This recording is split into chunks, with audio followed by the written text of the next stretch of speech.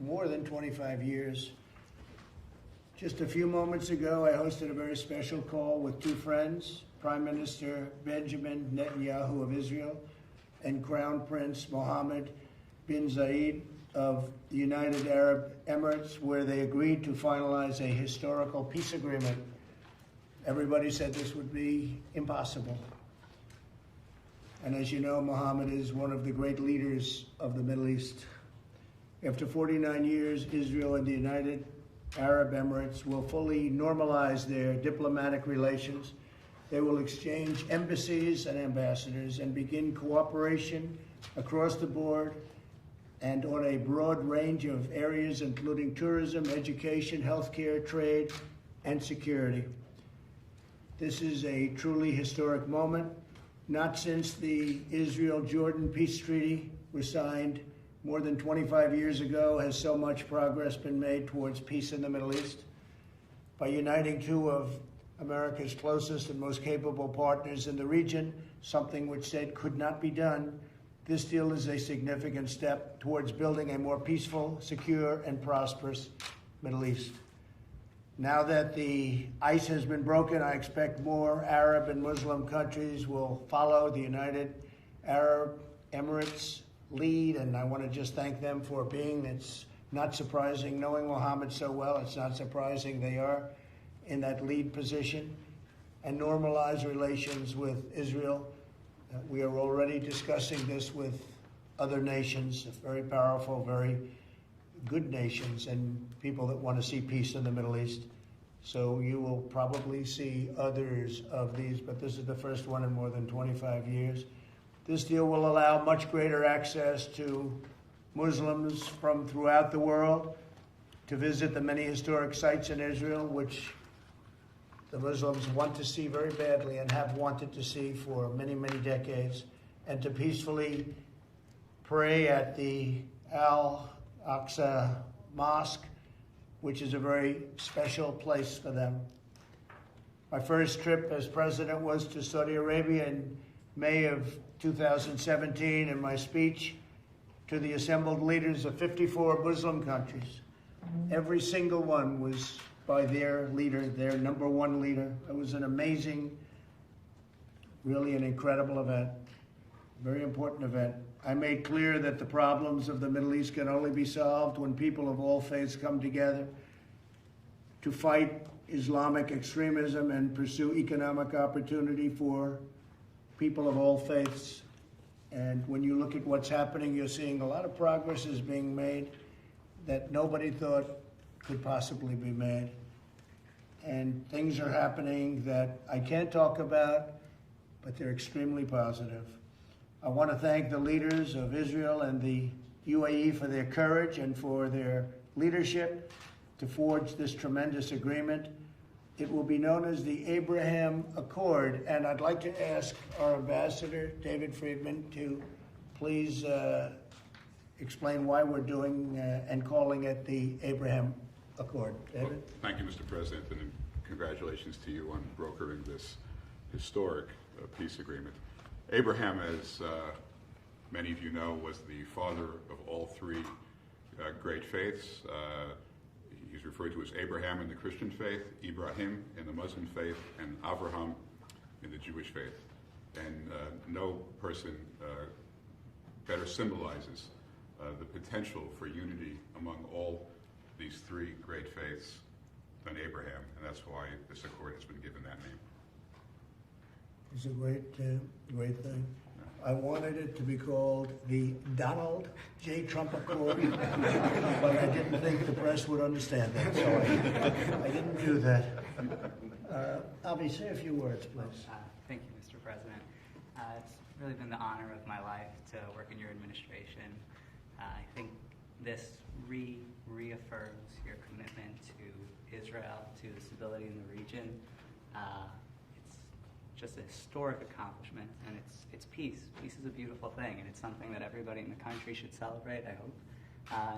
I'm just so honored to be here and serve in your administration. Well, you've done a great job, and Jared has done a fantastic job. People don't really understand the things that he's able to do. He's done a fantastic job on this, and You and your team, nobody else could have done it. I don't think anybody else could have done it. Jared, say a few words, please. Thank you, Mr. President. And I would like to say that I want to thank the President for his leadership on this historic peace effort. The President, like with all things, urged us to take an untraditional approach. You can't solve problems that have gone unsolved by doing it the same way that people before you have tried and failed. The President takes untraditional approaches. He does things in different ways, but he uses common sense, and he tries to unite people by focusing on common interests as opposed to allowing them to focus on their common grievances. And what happened was here is we were able to achieve results that others were not able to achieve, and this will advance the region, and this will advance the whole world. I would like to say to the people of the region, Muslims, Jews, Christians, that this does give hope, that the problems of the past do not condemn you to a future with conflict. There is a lot of hope and a lot of potential, and this will benefit you, and this will also benefit people here in America, because in America we used to have a big dependency on the Middle East for gas and for oil. Thanks to your leadership, America is now energy independent. We no longer have that, but a lot of American soldiers have fought for securing our allies in that region and making more peace there. Lessons our need as a country to have as many soldiers in that region, and lessons our need to have as many conflicts in that region. And obviously radical extremism, which we see as a cancer that has infected so many areas in the world. A lot of the extremists have used these conflicts to recruit people and to say that the mosque is under attack and that Muslims don't have access to the mosque. And now this will enable people to take flights from Dubai and Abu Dhabi directly to Tel Aviv. Muslims will be welcome in Israel, and this will create better interfaith exchange. So this is a tremendous step forward for peace in the world, for America, for Israel, for Abu Dhabi, and all would not have been possible without your leadership. So I just want to thank you. Very much. Thank you, Jared. What a great job. And what Jared said is so that we don't have to be there anymore. We don't need oil. We don't need anything there except friendship. We have some great friends. These are two countries that have been great friends, and we've been great friends to them. But we no longer have to be there. It started off, well, we had to be there, but as of a few years ago, we don't have to be there. We don't have to be patrolling the straits. We're doing things that other countries wouldn't do, but we put ourselves over the last few years in a position where we no longer have to be in areas that at one point were vital. And that's a big statement, but we are there for our friends, and we always will be there for our friends. Robert, would you say a few words, please? Mr. President, thank you. The point I want to make, Mr. President, you inherited a Middle East that was a mess when you came to office. And this is one more historic step in bringing peace to the Middle East. First of all, there was a caliphate that was raging, an ISIS caliphate. And that physical caliphate was destroyed, and you brought justice to al-Baghdadi. You reassured our friends in Israel who had suffered at the end of the last administration with the UN resolution. You moved the capital to Jerusalem. You recognized the Golan Heights. In the broader region, you had a very difficult situation in Afghanistan where we were American soldiers were coming home injured, wounded, sadly in some cases dead. You've got a peace agreement now with the Taliban, and we're going to have less than half the number of troops in Afghanistan that were there when you started your term of office. And now you've brought about this historic peace deal between the UAE and Israel. This is the first time in 25 years that Israel and an Arab country have normalized diplomatic relations and entered into a peace deal. And they're the two most capable countries in the Middle East, two very capable, very skilled, very innovative allies of the United States. So it's great for Israel, it's great for the UAE, but it's also great for the American people. So you came into office with a region that was really aflame, and you've brought peace to that region, and there's more to come. And so it's an honor to be part of your team, Mr. President, and to serve under your leadership. We do have a lot more to come in the Middle East. A lot of very positive things are happening, and you'll be seeing that taking place. But when we can get a leader like UAE to head the band and get along with Israel, that's a very big step. Would you please say a few words? You've done such a fantastic job. Thank you, Mr. President. The Trump administration made history today. It's been an honor to be a part of this team that Jared has led. Peace between the Arabs and the Israelis is Iran's worst nightmare, and no one has done more to intensify the conflict between the Arabs and Israelis than Iran. And what we see today is a new Middle East. The trend lines are very different today. And we see the future is very much in the Gulf and with Israel, and the past is with the Iranian regime. It clings to power on the basis of brute force that has is facing a crisis of legitimacy and credibility with its own people, and the president's maximum pressure campaign has achieved historic results. Thank you. Great job you've done. Would you like to say something? Yes, sir. As a soldier who's been in every war since Desert Storm, it is an honor and a privilege for your leadership, Sheikh Mohammed bin Zayed and Prime Minister Netanyahu, to get to peace. So your vision and those leaders' vision on what we can do in the future is just incredible. So I would thank you as a soldier. Thank you very much. Appreciate it. Would anybody like to say a few words? Anybody here? Because you were saying plenty of words during that negotiation. And they got very quiet in front of the media. That happens on occasion. Mr. President, it's a historic moment. Thank you for letting us all be part of this. It is really extraordinary. Nothing is more important than peace.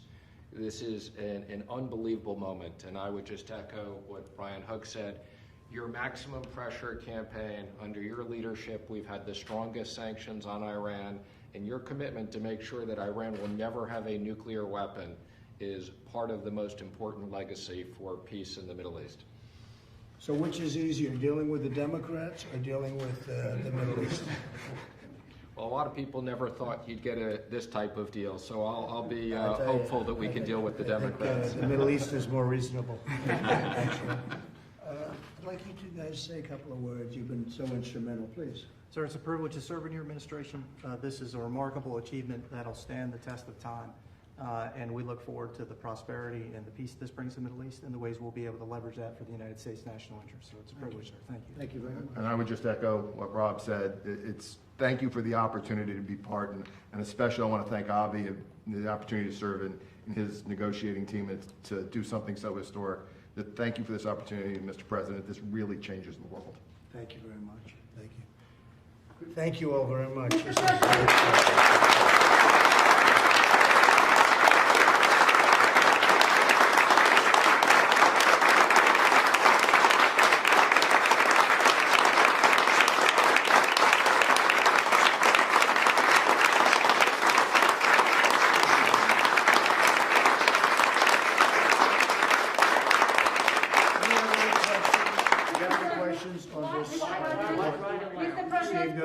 Could you just describe the tenor of the conversation you had with the two other leaders? Was there any hesitation on their part to reason this deal? No, it was like and love. It was a tremendous relationship has been built up over the last, I would say, year. Before that, it was very tense, as everything in the Middle East is. It's very tense. It's a very tense place. But it's becoming less tense, and I have great relationships with all of the leaders. And some are enemies against each other, and I get along with both. That's, I guess, the big thing. People don't understand that about me. I've gotten along. Remember when I was elected, they said the war will start with somebody within days, and I've kept us out of war. You look at North Korea, everybody said, including President Obama, that's the biggest problem. Everybody said you'd be at war. Well, we're not at war. You would have been at war if I wasn't elected. It was somebody else. Now we're doing very well in the Middle East, and I'll tell you what, it's been an incredible thing. But no, it was tense, but the relationship has become a very good one between UAE and Israel, and also with other countries, many other countries. And I think you'll be seeing some very exciting things, including ultimately with the Palestinians. I think that's going to be happening at some point because it makes a lot of sense for them to let it happen. Do you support annexation of Palestinian land by Israelis at this point? Well, we're talking to Israel about that right now, actually. What about the snapback option on Iran? Do you support that? Oh, you really know your stuff, don't you? Well, we're not going to talk to you about that. We're going to work something out, and then we'll talk after it's completed. But it'll be a very satisfactory. Why now did they come to an agreement? We've been working on this for a long time. It's been a labor of love for a lot of the people in this room. And a lot of them love Israel, and a lot of them love the Middle East, and they love the countries that we're talking about, like UAE as an example, standing right here. And it's been a labor of love. They know it has to happen. And I don't want to be speaking too much about it, but if you look what's happened since I broke up that ridiculous Iran nuclear deal. Money isn't going to some horrible, horrible groups, and you haven't seen the kind of terrorism that you saw before. Now, I don't like saying it, because all of a sudden they'll say we've got to do something, but you know what? They're not getting money because Iran isn't giving money, and I appreciate that. But Iran is going through very difficult times, and I appreciate that. And I'll say this, and I can say it very publicly, that if I win the election, I will have a deal made with Iran within 30 days. They'll make a very fast deal. They're dying to make a deal, but they'd much rather negotiate with sleepy Joe Biden than with us. Why did you But we'll be having a deal made very, very quickly. But you know, rightfully they're waiting till after the election because there's nothing China, Iran, Russia, all of them would like to see more than have Trump be defeated where they can deal with Joe Biden, because that would be like a dream. And this was something that was very exciting. We thought this would be the first country. He's a great leader. Mohammed's a great leader. And we're very happy that he was the first country, I would say. And you're going to see many other things happening in the Middle East over a fairly short period of time. But this is the first time in more than 25 years. And UAE is big stuff. UAE is very powerful, very strong, Do you know when has one of the strongest militaries. It's big stuff. Do you know when the delegations are going to meet specifically? Very soon. I guess they'll be setting up the meetings. Do you have any time? I think the next several weeks, Mr. President. And then we expect that there will be a meeting here at the White House with the leaders. There'll be an official signing at the White House over the next few weeks. Okay? And other than that, we'll meet you at 5:30 or so. We'll talk and we'll actually take one of your questions. Okay? All right, guys.